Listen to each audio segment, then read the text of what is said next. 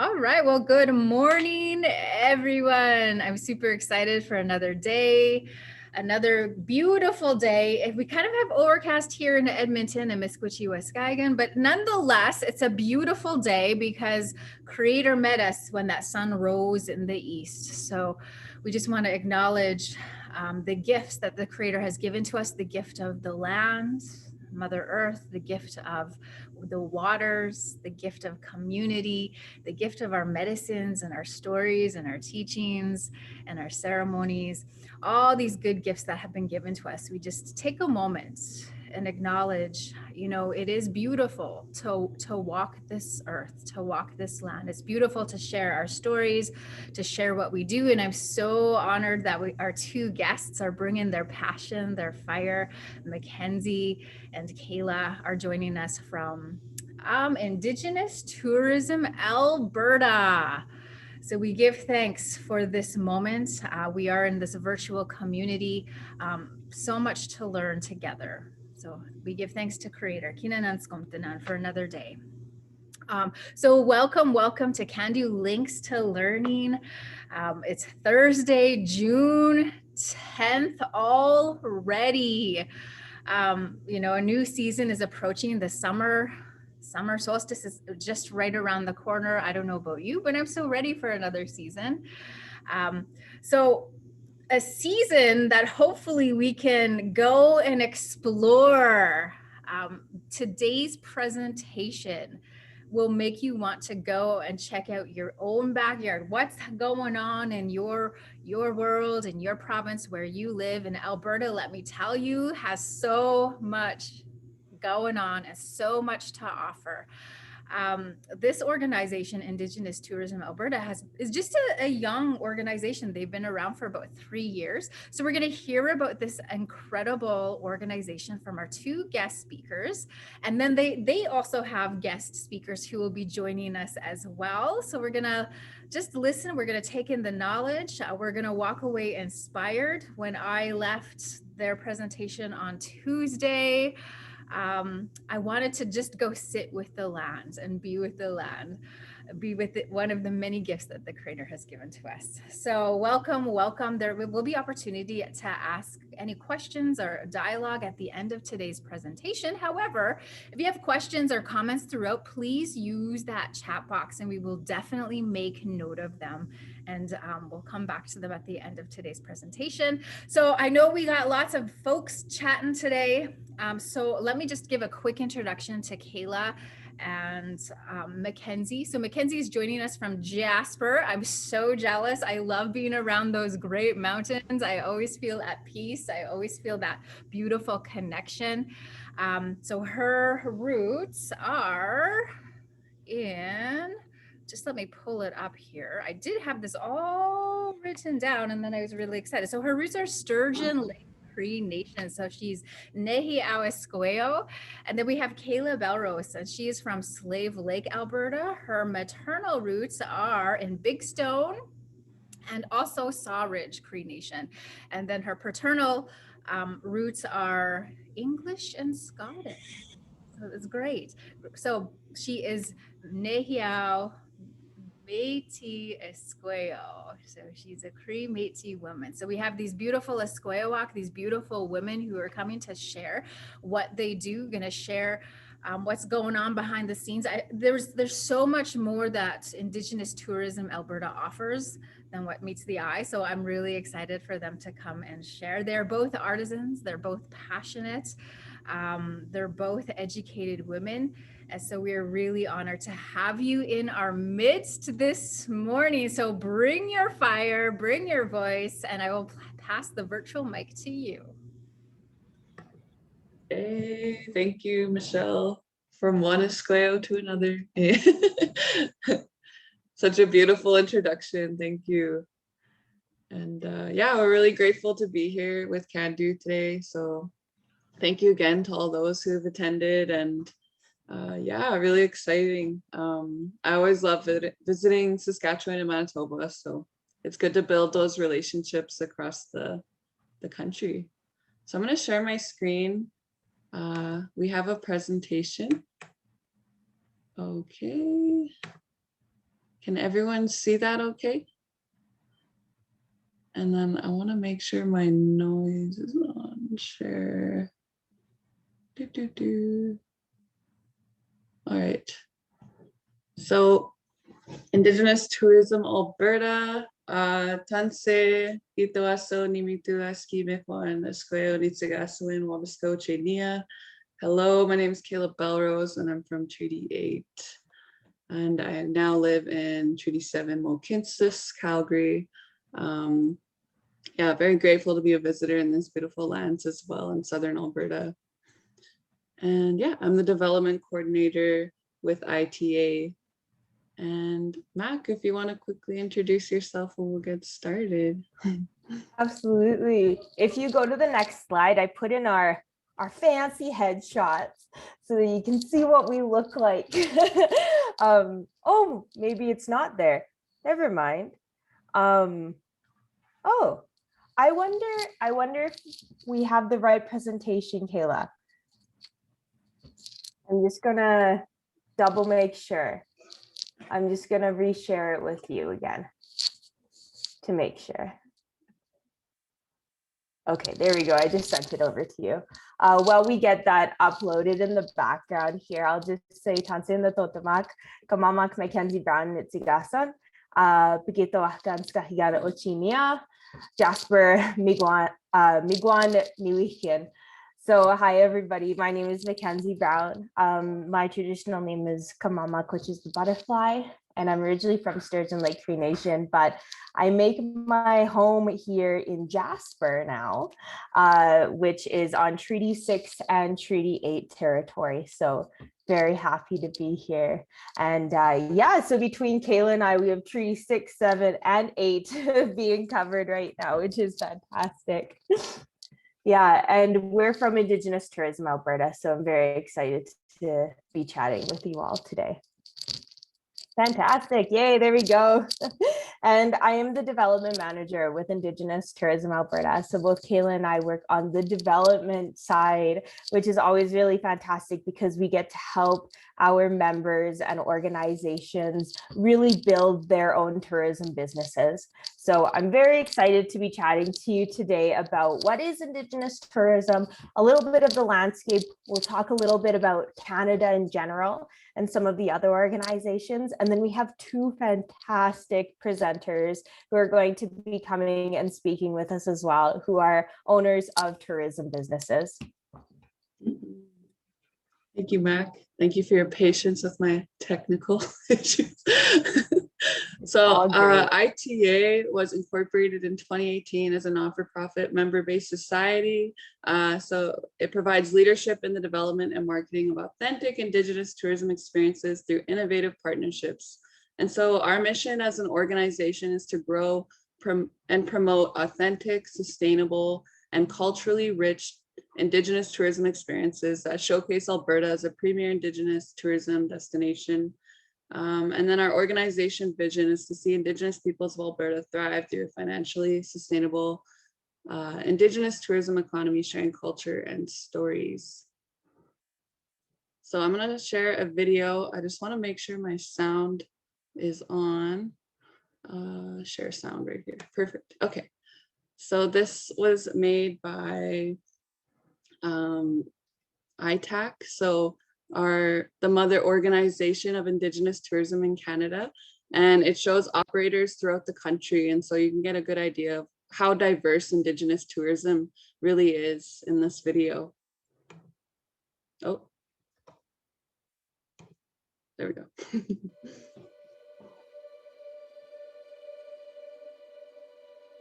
you hear it?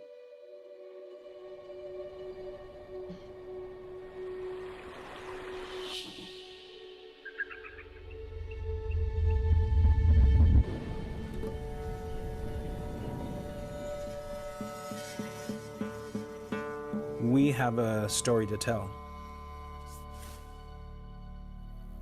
It's an opportunity for us to share our culture, about who we really are.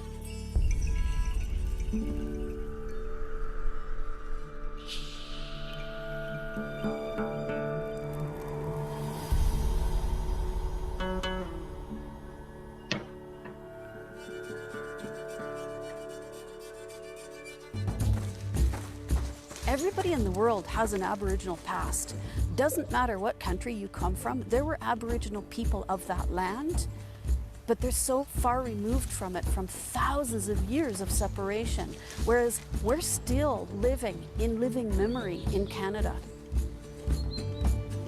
I am a traditional guide. I come from a very long lineage of people who made that as their living to bring explorers through this area to teach them about the land. Aboriginal people are able to really reconnect with their own culture and traditions, and perhaps even learn more and more as we take a step back into our traditional ways of life and our knowledge. And we're doing that through tourism. It's a wonderful way for us to reconnect with actually who we are as well.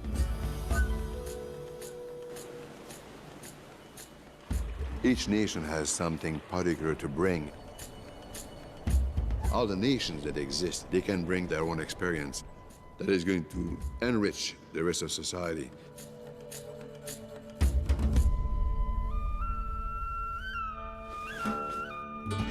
It is a great honor for me to present my nation to these people that come sometimes from halfway around the world.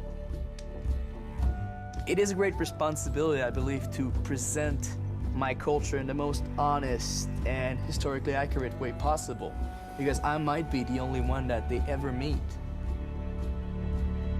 The tourists that would come here, they need to leave and to say, without them, we would not be who we are today. We would not know Canada as it is today. They want to listen. They want to learn.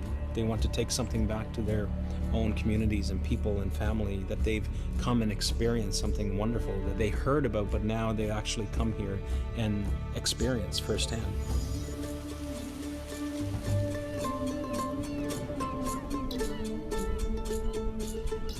We get everything from a store, and there was a time, that you had a relationship with everything. You don't see caribou, it's not in life today, but it certainly was big in the old days. It sustained us. Every time I do a image of a caribou, in some way repopulates them, at least in our mind and our memory.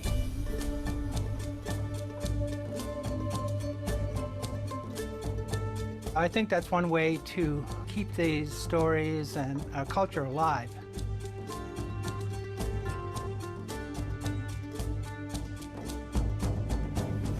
The doors to Aboriginal tourism across Canada and around the world are opening. We are able to present our culture in quite an honest way, yet at the same time live off the tourism industry that stems from sharing that culture. It's a great way to help to benefit the communities financially, but it's also a wonderful way to connect people to our culture, to learn a little bit more about who we are from us. I think what they really want is that true immersion experience of being able to be part of this landscape. They want to beat the drum. They want to dance the dance. They want to be able to share in that and feel it in the heart and be able to remember it forever, because once you hear the beat of the drum, you'll never forget it.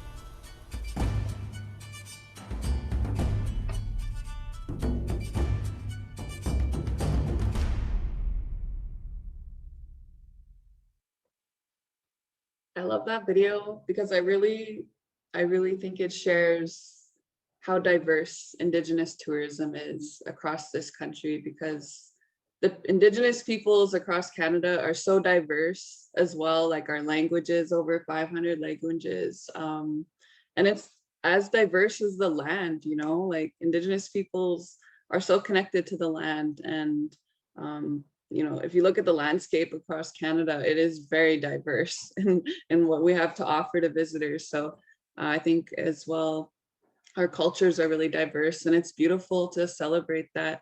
So I wanted to read one quote in relation to that video really, really quick here, but it just says, it's from our strategy, but it says, our ancestors have shared our culture with visitors to our traditional territory since time immemorial. closely guided by their community values of respect, honor, and integrity. To succeed, our industry needs to respect those same values. It makes for an authentic experience to our visitor while helping to ensure that future generations have that same opportunity. So I think Indigenous tourism, it's very rooted and very connected, and it's beautiful. So yeah, what is Indigenous tourism? I have a definition here that I want to share with you all. So it's all tourism businesses that are majority owned, operated, and or controlled by First Nations, Métis, or Inuit peoples who can demonstrate a connection and responsibility to the local Indigenous community and traditional territory where their operation resides. So, you know, it is a big responsibility, and those community connections are really important to make sure that your experience is authentic and you're doing things in a good way. So we have Indigenous cultural tourism. So this meets the Indigenous tourism criteria. And in addition, a significant portion of the experience incorporates Indigenous culture in a manner that is appropriate, respectful, and true to the Indigenous culture being portrayed. So the authenticity is ensured through the active involvement of Indigenous people in the development and delivery of the experience. So, you know, some of that grassroots tourism, community-based tourism, or even some of our Indigenous tourism operators, such as Joe Airy in the photo here, incorporates a lot of Métis culture within his immersive experiences at Jasper Tour Company. So lots of storytelling, and you know, it's a lot more connecting than just a basic tour over like giving a timeline of history. It's really his story as well. All right, so Indigenous cultural experiences.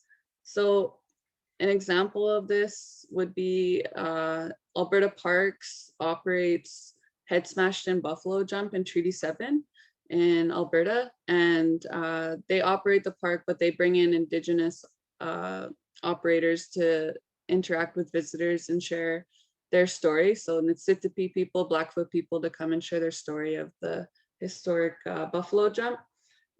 So yeah, it doesn't meet the tourism criteria. It's not majority Indigenous owned or controlled. However, it offers a cultural experience in a manner that is appropriate, respectful to the culture being portrayed. So it's a collaborative tourism.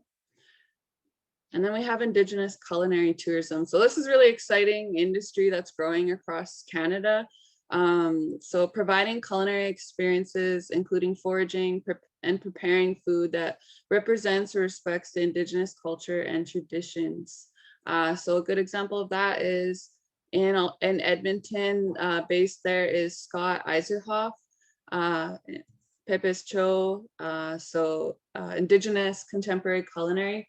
And yeah, is a Indigenous chef, and you know, was raised by his mushum and cookum and in the bush. And I believe he's actually from Manitoba area. Mac, you could correct me if I'm wrong there, which is really exciting. I love his shirt too. My love for my people is stronger than anyone's hate. But yeah, he uses his traditional skills from his grandparents and creates beautiful dishes from foraged plants and his knowledge that's been passed on generationally. So that's a cool example of culinary tourism. All right, so I'm going to pass the mic to Mackenzie. But thank you so much for listening, and I'm looking forward to having our guest speakers at the end of our presentation.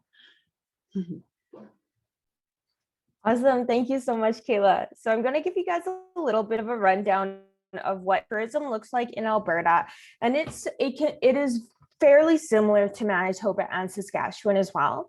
But we're seeing, you know, large in-person visits in Alberta in 2016. Prior to the pandemic, we had about 34.8 million person visits. And of those visits, it's very interesting because 29.1 million of those were actually Albertans traveling within Alberta itself. So we find that a lot of the prairie provinces, Alberta, Saskatchewan, Manitoba, they have a lot of residences traveling within the provinces. So that's exciting just in terms of COVID. because it means that we have a fairly large domestic audience that is interested in traveling within our own country. But of that, we see 5.5 million person visits from outside of Alberta. So this could be other provinces, or this can be internationally. And we really want to focus on both when we look at tourism, because domestic tourism obviously keeps money within our own domestic ecosystem, but international visitors tend to spend 3 times the amount of money as a domestic traveler. So they're very important as well. And within Alberta specifically, we had a $166 million GDP contribution. So that's huge. Indigenous tourism across Canada is the fastest growing industry, and it hasn't slowed down since COVID. We have unfortunately been very hard hit, and disproportionately so, but we're seeing recovery happen, and that's very exciting. And I'll be able to highlight some of that a little bit later. But in Alberta in particular, Indigenous tourism employed over 3,000 people. And in 2019, we found that there was 160 tourism businesses, but we know that that number has grown since 2019 as well. So I'll have the next slide, please, Kayla. Thank you. So this is a look at our current membership. And I'm going to get into some of the other national organizations, but this kind of highlights a bit of what the tourism industry looks like across Canada, because we have businesses that are at different levels of something that's called being market prepared. So if you're going to go into tourism, this is typically what you'll end up seeing. So when you're first going into tourism and you have an idea, you're known as being an in development business. And then from there, you slowly move up to being visitor ready, which means that you have experiences available, but they might not be consistent or bookable. You're still in those early stages. Then you move to being market ready. That's when you have a website. That's when the experiences that you provide are pretty consistent. And you try to have year-round marketing, reservation services. And then the top tier for Indigenous tourism, the most prepared that you can be, is called export ready. So that means that you're working with international travel companies, big bus tours, smaller bus tours. You have reservations, marketing, pricing. You're working with something that's called the travel trade. And if you're ever interested in learning what the heck the travel trade is, on our website we have a whole webinar on travel trade, and then even travel media. So you can check that out at indigenoustourismalberta.ca in the industry resources. So when we look at the demand for Indigenous tourism, it's very high. And we always knew that it was high, but in 2019, Destination Canada and the Indigenous Tourism Association Canada did a joint research collaboration, and they found that 1 in 4 domestic travelers are looking for an authentic Indigenous experience. So those are our neighbors, right? You have 4 friends, at least one of them is looking for an authentic Indigenous experience. It increases when you look at international travelers. It's actually 1 in 3. And Kayla and I have talked a lot that we think that these numbers will probably increase even after COVID, and especially with more truth and reconciliation coming to the forefront, because Indigenous tourism is an approachable way for people to learn about our culture and our history. And that's something that's really beautiful as well. All right, so I'm just going to touch a little bit on our work, and then I'm going to bring up some other organizations, especially if you're in Saskatchewan and Manitoba, that I highly recommend that you check out. So in terms of our work that we do at Indigenous Tourism Alberta, our work falls under 4 main strategic pillars. So we work in terms of development, which is where Kayla and I work. So we have a plethora of workshops that we work with communities. We have a cultural awareness program. We can provide funding at different points in the year, as well as a entrepreneur startup workshop that we do, our webinars, our blogs, anything that you can think of to help your business develop. And then we also work in terms of marketing.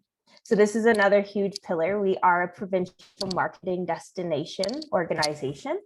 So we have our website, we have our social media. So follow us on Facebook, Instagram, and LinkedIn. We also do different marketing campaigns and even video creation. And then we also work in terms of partnership and leadership. So this is really when ITA as an advocate for Indigenous tourism comes into play, where we work with the provincial government, the federal government, we work with municipalities to make sure that Indigenous tourism is a priority for them, and that when they're having events in their town, that they're making sure that they're engaging with local communities, that they have elders' blessings, that they have Indigenous entertainment. So this is a really important pillar for us too, because we don't get anything done when we're working apart. We need to work together to move this industry forward. All right, so this is something that's very exciting to take a look at. So this is from the Indigenous Tourism Association of Canada. So across Canada, we have 977 members, which means 977 Indigenous tourism businesses, whether they're in development or export ready. And that is huge. So you can see from that, we have 594 market ready Indigenous tourism experiences. So if you're going across Canada, you have 594 options to go and experience Indigenous culture in very diverse ways. Of that, you know, we see the breakdown between accommodations, culinary experiences, arts, crafts, outfitters, events, culture, and heritage. So as Kayla had mentioned, it is so diverse. And then you can see where majority of our members are at. So we're very, very proud to say that last year we had a 105% increase in our membership, which was the largest across Canada, which is super exciting for us. And we're really at the forefront right now to make Alberta a premier Indigenous tourism destination. And then we also have a really large number of members in BC, in Quebec, and Ontario, but we're starting to see it being built out more in Manitoba and Saskatchewan as well.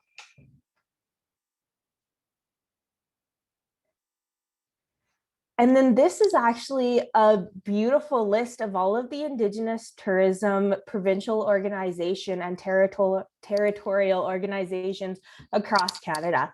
So it is one of the Indigenous Tourism Association of Canada. It's one of their mandates to get a provincial or territorial organization in every single one of our provinces and territories across Canada. So some of these organizations, such as Indigenous Tourism Manitoba and PI, those ones are fairly new. And then you have ones that are like teenagers, so like ITA fits in that. And then an organization such as ITBC has been around for a long, long time. So it's really amazing to see all these organizations coming together. And we also work very hand in hand because we need to grow the industry across Canada. So if you're in Manitoba or if you're in Saskatchewan, there is an organization for Manitoba, and then there is the beginning processes for one in Saskatchewan. So you can check that out by reaching Tourism Saskatchewan, and they can help point you in the right way. But it's just exciting. Like when I was pulling all these logos, I was like, oh yay! Like we have so many organizations a part of the Indigenous tourism family. And then every single organization across Canada has, you know, shifted their strategy. So you can check out our strategy, as well as ITAC has a new strategy to really focused on recovery to resiliency and how we can move forward together to help recover our tourism industry and to help continue to grow it at the rate that it was growing before COVID.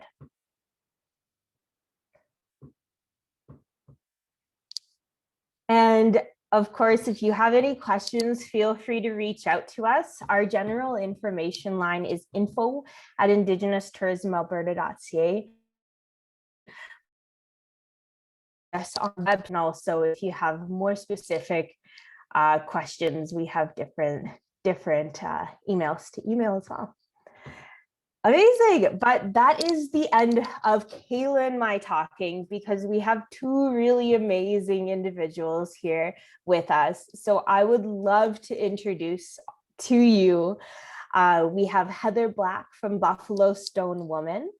And then we also have John Ritchie from Hideaway Adventure Grounds. And I'm going to pass it off to Kayla, who's going to be our moderator for our questions for our panelists. And it's so nice to see you both. You look fantastic. Both of you look so good. Yeah, it's so nice to see you, John, Heather. Thank you so much for coming. We're really happy to have you here and to share. So yeah, I guess, who are you, and tell us about your business? Looks like, John, you have your mic off, so if you want to start, just ready. Don't say bonjour and hello. My name is John Ritchie. I'm the owner operator of Hideaway Adventure Grounds and Family Retreat on the Kikino Métis settlement, 2 hours northeast of Edmonton. What else was there? Awesome. And that, yeah, awesome. Thank you, John. And Heather, tell us about you and your business. All right. Okay. Amba Westitch, Danistata, Tanse, and hello. So my name is Heather Black. I am the proud owner of Buffalo Stone Woman. I operate out of Kananaskis here in the Rocky Mountains.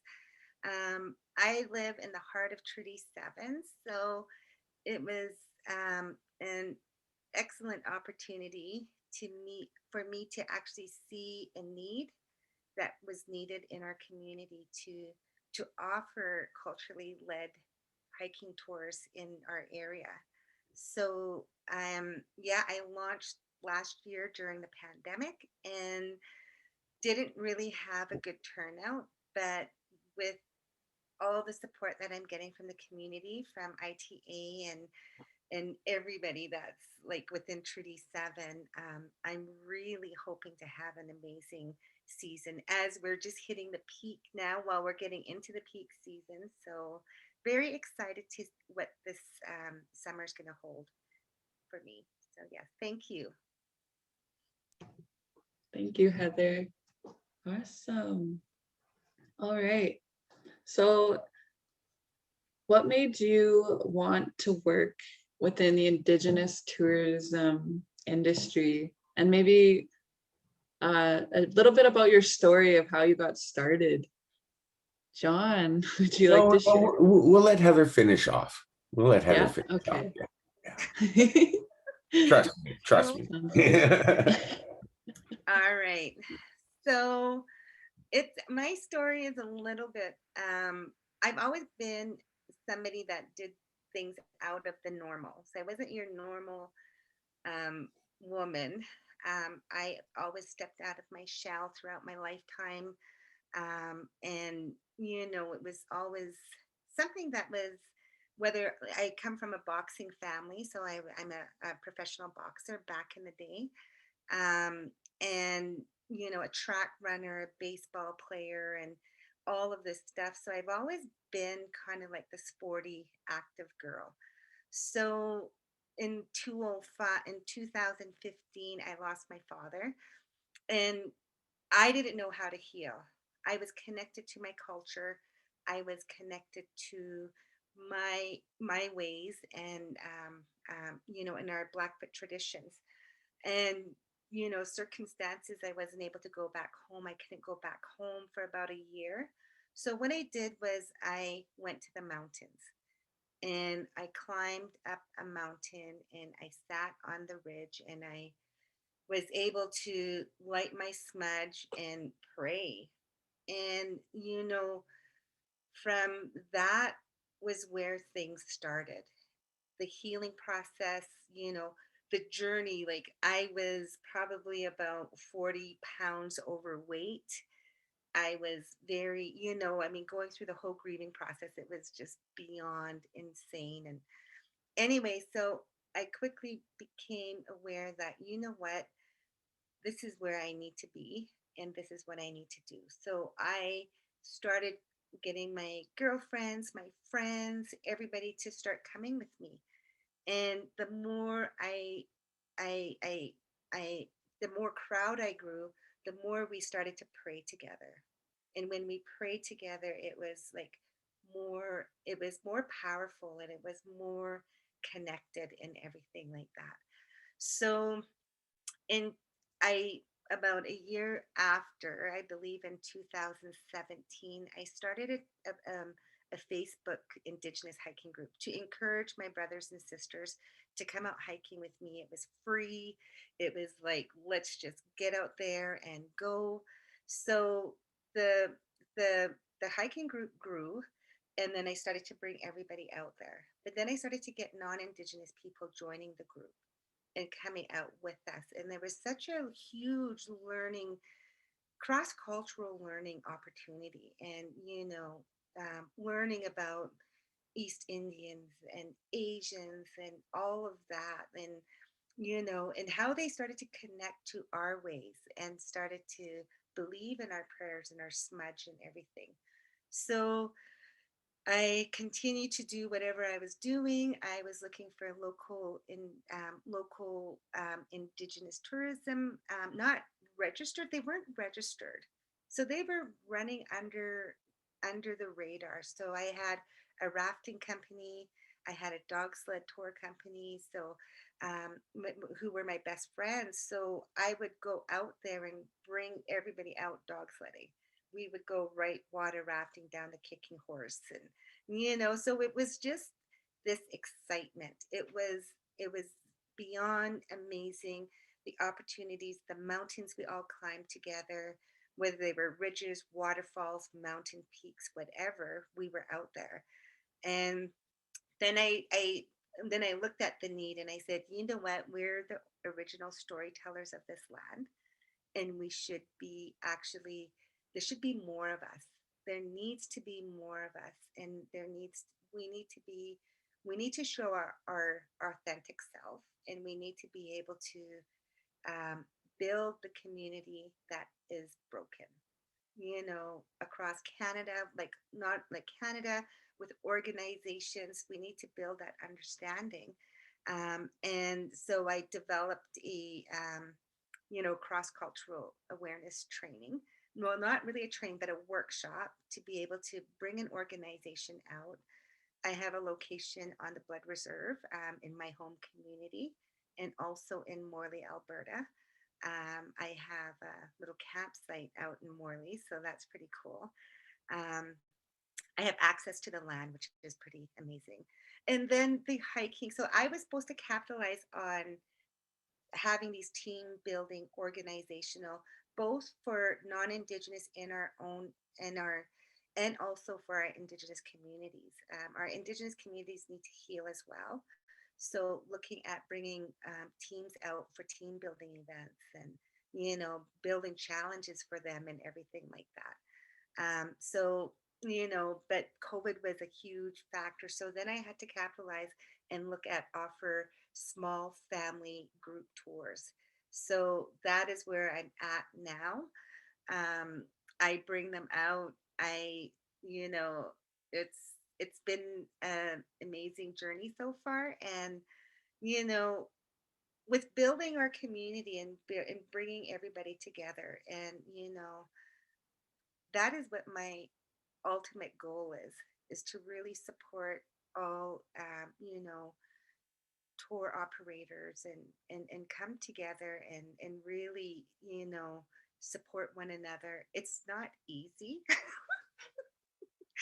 but, I have to really thank ITA for really being up front and really supporting, and with us in each, whether it's confidence building, whether it's just opportunities, or like and with marketing and everything. So I'm really excited for this year. So that's Buffalo Stone Woman. And yeah, I've got my website up. I have my Instagram, Facebook. I'm just thinking about TikTok. So I don't know if I'm going to go that avenue, but I've been steered more to do it. So yeah. So that's me. Thank you very much, everybody. Thank you, Heather. Oh, it's so beautiful just to see your face light up as you shared your story. And I think that story of healing and, you know, the origin of Buffalo Stone Woman, how you got started, I think that's a really strong story. And I think a lot of folks across Canada need to hear these stories of healing and sharing that. So thank you. Hi. Really, really grateful. All right, I'm gonna pass the mic to John. Alrighty, here we go. Buckle up your seatbelts. We're going for a cruise. So Hideaway Adventure Grounds has been a lifelong dream, a lifelong dream. I am 53 years old this year. And when I was 18 years old, my community granted me Métis title to 160 acres of land. And at 18 years old, I had a bag of clothes to my name, right? We had lived a very transient lifestyle. I'd lived from places all the way to Toronto to Vancouver, and it was very transient. We moved all the time. I got to see lots of the country. I learned how to camp. My mom was a single woman with 6 kids, and we went camping all the time at the powwows, one big canvas tent.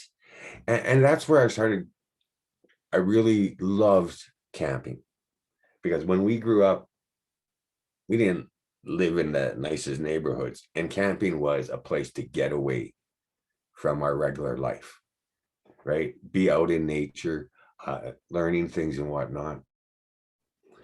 So as I was raising my child with my wife in Edmonton, she was in grade 6, graduating to grade 7. I grew up in Edmonton and I spent time in junior highs, and I said, no, I don't think so. We're going back to Kikino. So in grade 6, my daughter, she left the city. She was in Prince Charles School in Edmonton, which is an Indigenous elementary school where students get some exposure. And long ago, when Johnny was in in junior high, they started the Ben Caffro program. And I was one of the first students to take that. And in the morning, we did beading, we learned language. I used to be able to count to 100, and now I can't even count to 7. But anyways, that really opened the door to the Indigenous culture that was not taught in my house. I was not raised, and my mom said, okay, this is Métis square dancing, right? Things just sort of happen, right? You'd wake up in the morning and Grandpa's sitting at the table with his fiddle, playing Whiskey Before Breakfast. And I didn't know the historic value of that tune until I spent time at the Friendship Center. So now we get into the last 7 years of my life, this last phase, which began about 7 years ago. And I have been a tourism operator for communities, for businesses, for other people for a very long time. And I'm very good at it. I'm very good at operating businesses. And in 2015, I was running a campground for an Indigenous community, and I had some spare time. I saw an ad in the local paper where the local Friendship Center was looking for an adult computer literacy instructor on a part-time basis. And I got part-time hours. I can help people my age learn computers, right? I was born on computers. So I took that position, and I was helping people learn how to do some basic computer skills and whatnot. And of course, me being an entrepreneur and a business person, I said, you know what, supervisor, it's kind of slow in the summer. I got this job. Why don't I just take the summer off I'll work full-time during the winter instructing people, and I'll take the summer off and do my tourism thing. And she said, sure, why not, right? Well, things went sideways that summer. It was the summer of the Fort McMurray fire, right? And so evacuees ended up coming into the campground, and I was taking care of the evacuees and whatnot. And things went a little sideways, and I ended up leaving the campground. The executive director of the Friendship Center saw this opportunity, and she applied for a grant where they could develop new revenue streams for the Friendship Center. And she offered me a position as a development officer to help them identify some opportunities. I said, sure. So I laid it on the table and I told her these are what I think. And in 2016, I got to go on a 2-week research mission in our province. And it's been one of the hardest research missions that I've ever done, right? 14 days, I stayed in 10 teepees and 4 trappers tents in our province.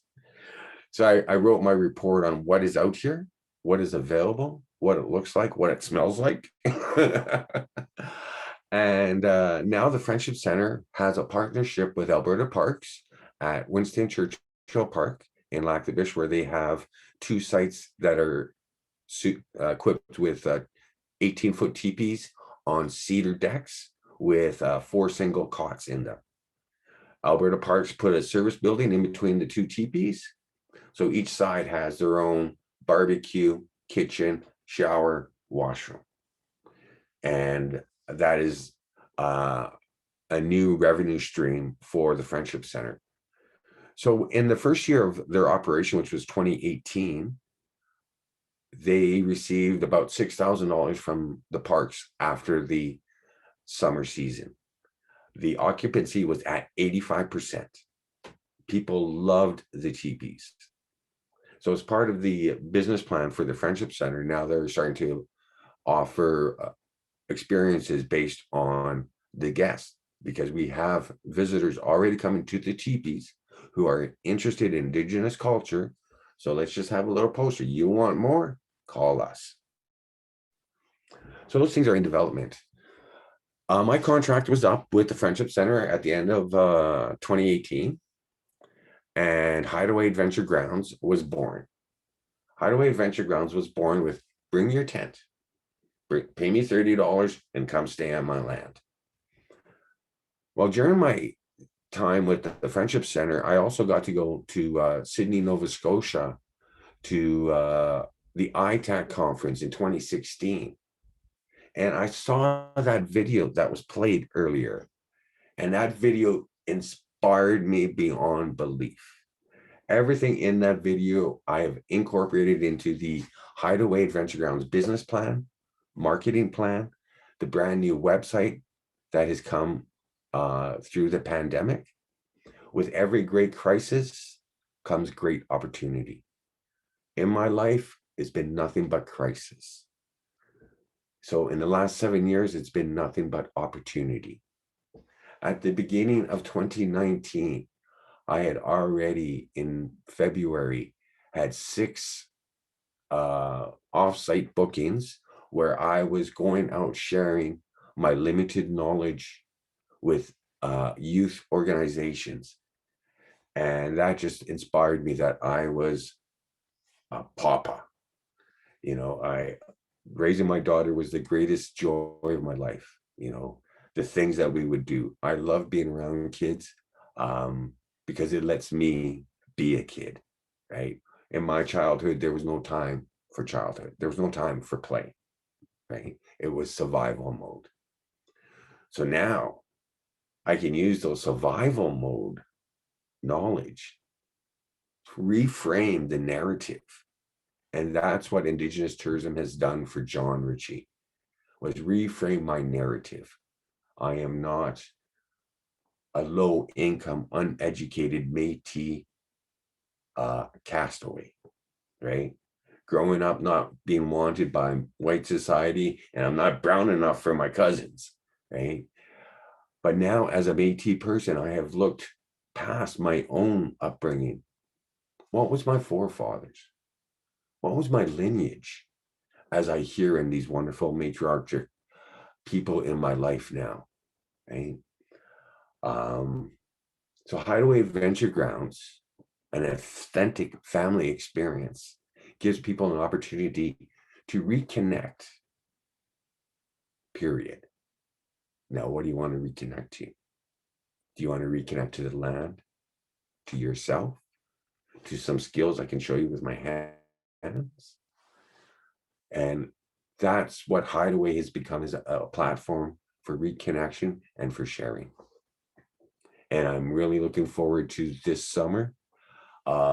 June is nothing but marketing, marketing, marketing.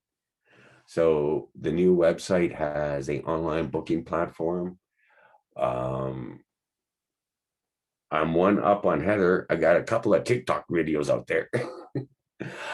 My Instagram is my dog, Buddy, my German Shepherd dog. He is number 2, if not number 1 attraction at Hideaway. He is a part of the experience. He provides emotional support, not only for me, but for our visitors. We have people who bring dogs who need emotional support, and Buddy is right there. I am amazed. He blows me away. So through tourism, it has really given me a purpose and a vision. And I was just sharing with my significant, my Nichimus this morning.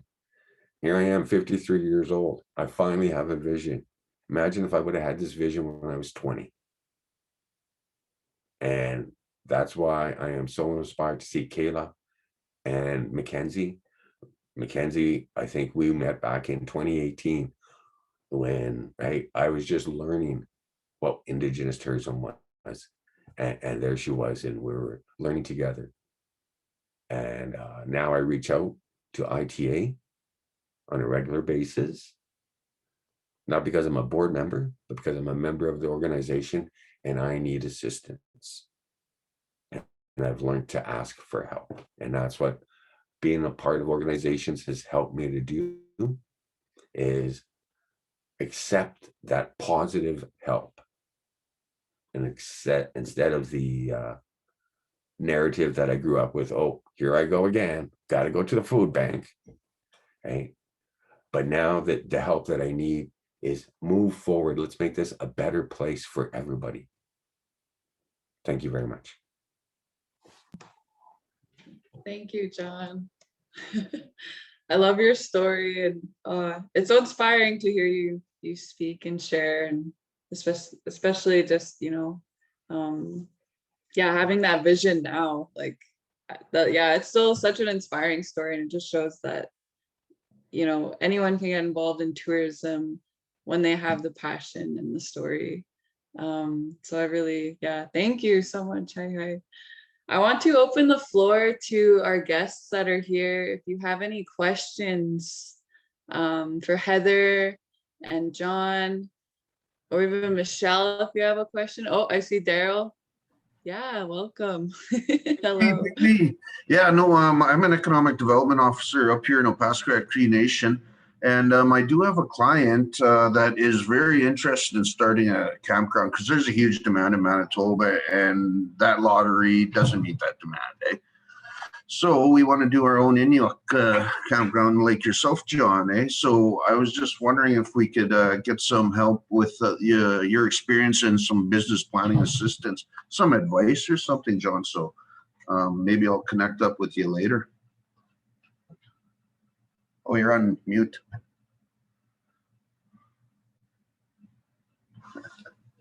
I'm sure Mac and Kayla can put up my my email there, and anybody can connect with me at any time. I'm always willing to share all trials and tribulations, shortcuts, what works, what doesn't work, what people want but they don't want to ask for. Yeah, thank you. I'm glad I attended today. Awesome. Right on. Thank you, Daryl. Yep. Awesome. Do we have any other questions?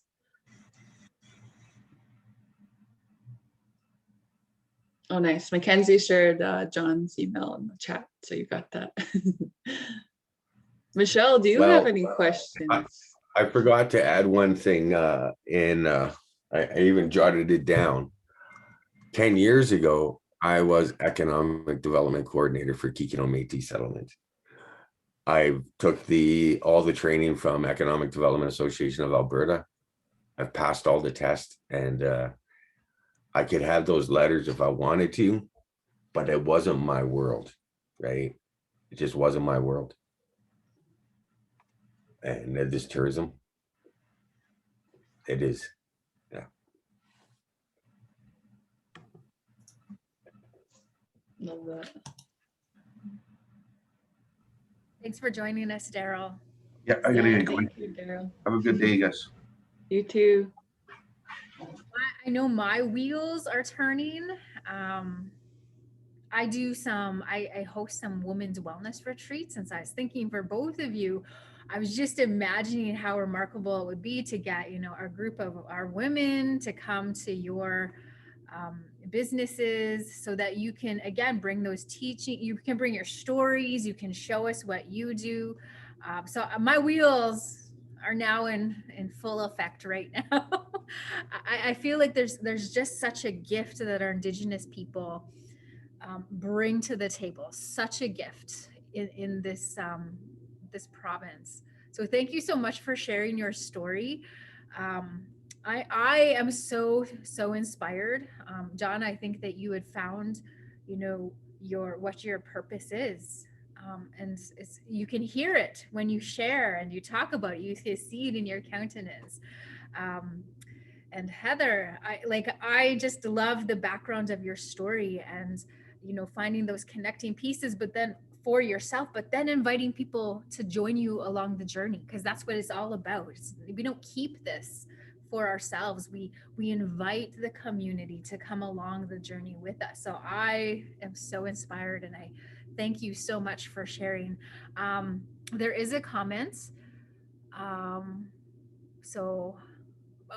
Saying both of our remaining participants, her microphone is broken just on the computer, no questions, but just want to say thank you for sharing your stories. So glad I could join today. And again, another thank you for what you shared with us today. So, nothing but gratitude, nothing but inspiration. Thank you so much. That's what I'm walking away with. Again, my wheels are turning. And I looked you up, Heather, already on Instagram. So found your page. John, I will find you. I love dogs. So I'm looking forward to meeting your dog. But thank you so much. I feel really excited for the possibilities, for the growth that, again, our Indigenous peoples have gifts to bring to not only community, but to the economy as well. And the creativity, the strength, I love it. I'm here for it all. So thank you so much, all of you, for sharing with what you do, Indigenous Tourism Alberta. There is so many good things that are happening. So thank you, Mackenzie and Kayla, for sharing behind the scenes what you are doing, what you have to offer, and for the stories and the businesses that we got to hear about. So thank you. I look forward to supporting you and meeting you and bringing some women to you so we can go hiking. All right. Well, thank you everybody so much for joining us. More than anything, I just want to get out there. Once it's safe, get out there, explore. There's so much to explore. There's so many stories to listen to and to be told. So we just ask Creator to help us to walk in a good way for the remainder of our day. I hope your feet take you where you need to be. I hope your heart leads you to your purpose. And I hope your spirit finds that good connection, that good medicine in this day. So it's a day at a time, friends. So thank you so much. Have a good rest of the day. Peace. Kinalas